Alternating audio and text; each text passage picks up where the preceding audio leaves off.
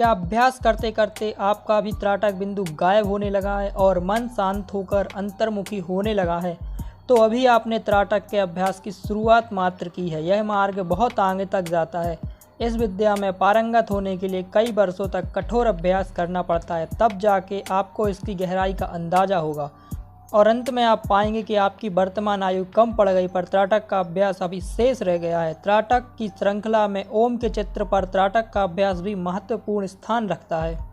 वर्तमान समय में ओम के चित्र पर त्राटक का अभ्यास बहुत से मनुष्य करते हैं। बाजार में ओम लिखे हुए विभिन्न प्रकार के चित्र मिलते हैं। अभ्यासी अपनी पसंद का ओम का चित्र बाजार से खरीद कर लाते हैं और उसी पर अपना अभ्यास करते हैं। आजकल बाजार में विशेष प्रकार का ओम का चित्र बहुत ही मिलता है।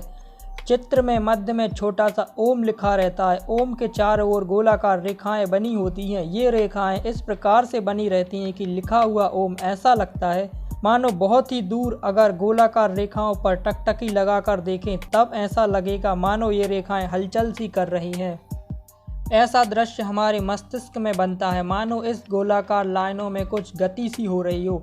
सच तो यह है कि इन रेखाओं में किसी प्रकार की कोई गति नहीं हो रही होती है।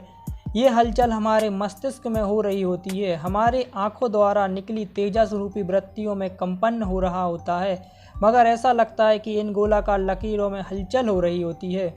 जो अभ्यासी बिंदु त्राटक या फोटो पर त्राटक का अभ्यास नहीं करना चाहते, उन्हें ओम के चित्र पर त्राटक का अभ्यास करना चाहिए।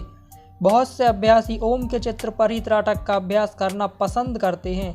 उनके लिए अच्छा है वह ओम के चित्र पर त्राटक का अभ्यास करें। ओम के चित्र पर अभ्यास बिंदु त्राटक के समान ही करना चाहिए। इन दोनों के अभ्यास का तरीका एक समान है, मगर ओम पर त्राटक करते समय बिंदु त्राटक से थोड़ी सी भिन्न प्रकार की अनुभूति होती है। उसका कारण ओम के चारों ओर बनी गोलाकार रेखाएं होती हैं। अभ्यास करते समय इन लाइनों का प्रभाव मस्तिष्क पर पड़ता है।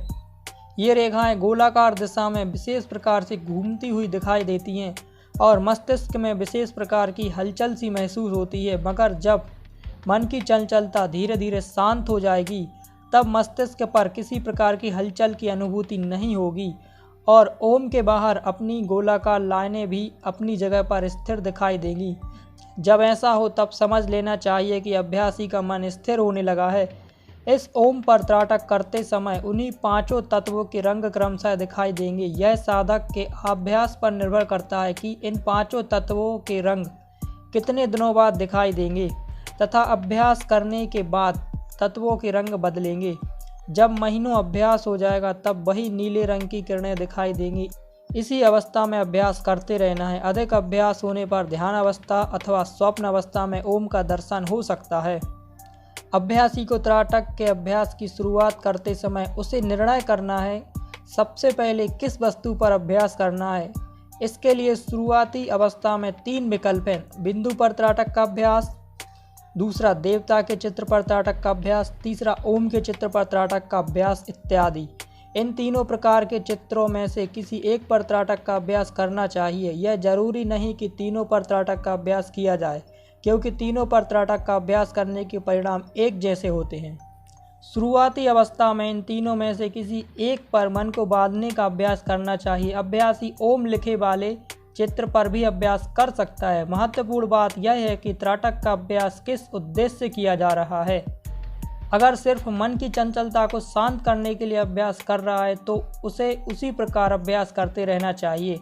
अगर अभ्यासी साधक है, योग का भी अभ्यास कर रहा है अथवा उसे त्राटक द्वारा भविष्य में कुछ कार्य करने का उद्देश्य है, तब उसे आगे बढ़ने का प्रयास करना चाहिए, अर्थात त्राटक के अगले पायदान की ओर बढ़ना चाहिए।